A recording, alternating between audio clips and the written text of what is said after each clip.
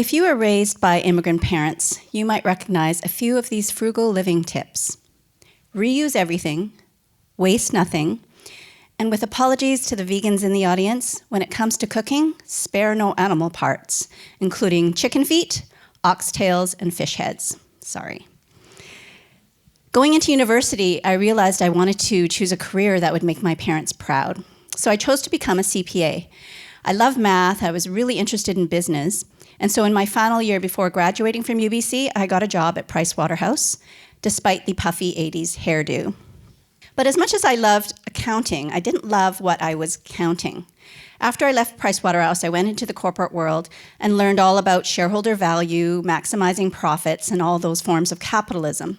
It just didn't sit well with me, so I knew I really needed to leave. So what to do next? It was in around that time that I met Madeline Shaw. What I saw in Madeline and in Luna Pads was a new way to do business. And instead of creating just shareholder value, I could create social value and environmental value, and that really appealed to me. So what are Luna Pads? They're cloth washable menstrual pads and period underwear, and they are designed to replace single-use disposable pads and tampons. What we feel is that if you menstruate, you deserve to have a choice that's more comfortable, better for the environment, and will save you money. Now, while being in the period care business may seem like a strange venture, in the past 5 years, conversations about periods have actually really elevated, even in the mainstream world. As Newsweek suggests, there's a crimson tide moving towards increasing the conversation about periods and making them less taboo. But they can create a huge environmental challenge as well. So each year, over 20 billion pads, tampons, and applicators end up in North American landfills. And if you think about it, every single pad and tampon that's ever been used is still either sitting in a landfill or in the ocean.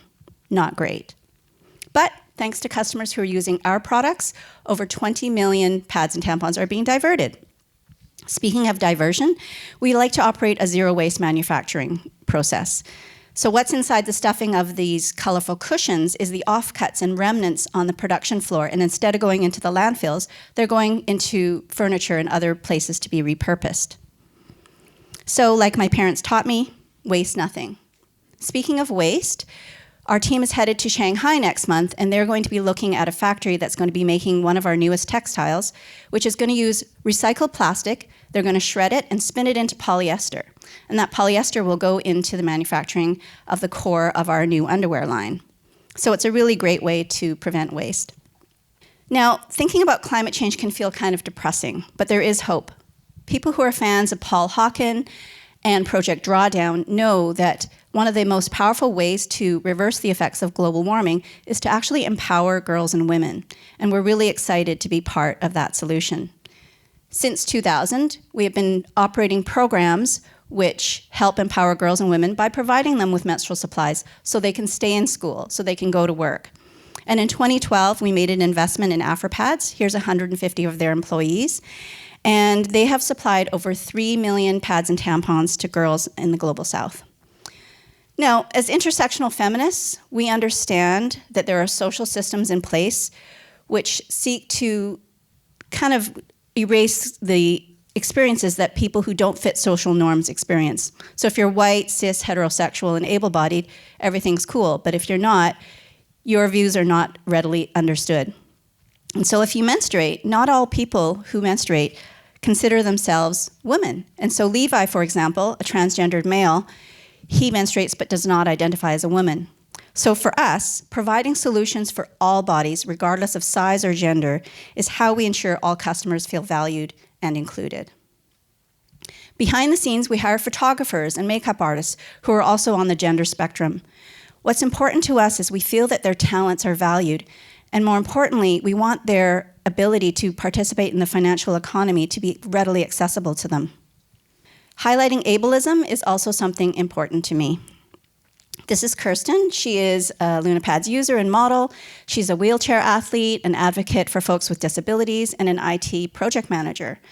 And what Kirsten reminds me is of the privilege that I have as an able-bodied person. Just this summer, I experienced firsthand what it was like to not be able-bodied. I had open heart surgery June 19th this summer. to repair a heart valve that had become damaged. And for the summer months that I was recovering, I experienced firsthand what it was like to not be able to care for myself and acknowledge that people who have invisible disabilities or chronic illnesses have a challenge. As a runner, this backpack of mine is a metaphor for the invisible backpack that we all carry called privilege. So what unearned benefits do you enjoy because you fall into a social norm? And to what degree does that privilege have an impact on the environment? Just last Friday, Greta Thunberg was in Vancouver urging citizens and politicians to act now. It's time to stop putting profit ahead of people and the planet. And we as business leaders have a great opportunity to do more. Each year I help organize a gathering of B corporations across Western Canada. There are almost 3,000 B Corps around the world, and we are all legally committed to making sure that we operate sustainably and take care of all the stakeholders, including customers, employees, our community, and especially the planet. So I'd like to end here with a final thought. What kind of legacy do you want to leave behind for future generations, and how will you do it? For my part, I choose to use my voice, my vote, and my business as a way to help foster a climate of positive change to build a more just and equitable society. Thank you.